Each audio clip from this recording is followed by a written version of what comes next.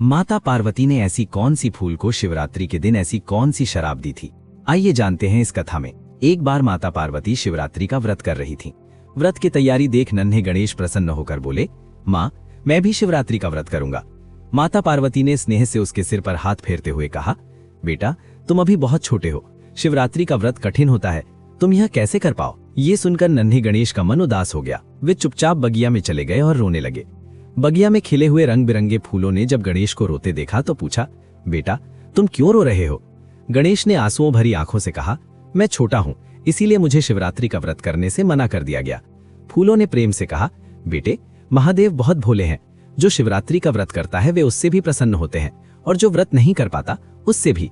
ये सुनकर गणेश बोले, ये कैसे हो सकता है? पिताजी व्रत करने वालों से तो प्रसन्न होते हैं, पर जो नहीं कर पाते उनसे कैसे? तभी वहां स्वयं महादेव प्रकट हुए। उन्होंने मुस्कुराकर कहा, बेटे, मैं सभी भक्तों से प्रसन्न रहता हूं। जो मुझे सच्चे मन से पुकारता है, मेरा नाम लेता है, उसका हृदय शुद्ध होता है, उसकी मनोकामना मैं अवश्य सुनता हूं। गणेश ने कहा, पिताजी, यह बात तो कोई देख नहीं पाता। महादेव ने स्नेहपूर्वक कहा, जब कोई आंख बंद करके मुझे पुकारता है तो मैं किसी न किसी रूप में उसके पास अवश्य पहुंचता हूं। इतना कहकर महादेव नन्हे गणेश को साथ लेकर वहां से चले गए। उनके जाते ही बगिया में मौज फूल आपस में कहने लगे, आज हम ऐसा कुछ करें कि महादेव हम पर सबसे अधिक प्रसन्न हो। तभी गुलाब का फूल बोला, तुम सब चुप रहो, मैं सबसे सुंदर हूं, महादेव मुझे देखकर सबसे अधिक प्रसन्न होंगे, इसलिए मैं सबसे आगे चलूंगा, तुम सब मेरे पीछे रहना। ये सुनकर अन्य फूलों की आंखों में आंसू आ गए, फिर भी वे कुछ नहीं बोले।